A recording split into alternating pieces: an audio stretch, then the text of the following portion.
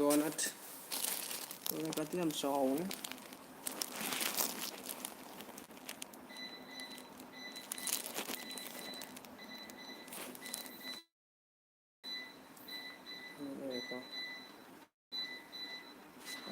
Đây Kimbo.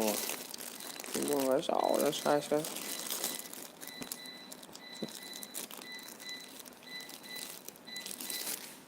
Sẽ giúp bạn đây.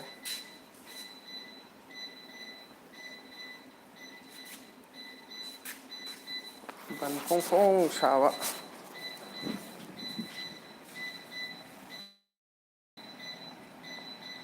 Phong phong sao cái gì đây? Tagatsari, mayam sum. Mayam ko pa daw kuya ni sum tagatsari ko ni.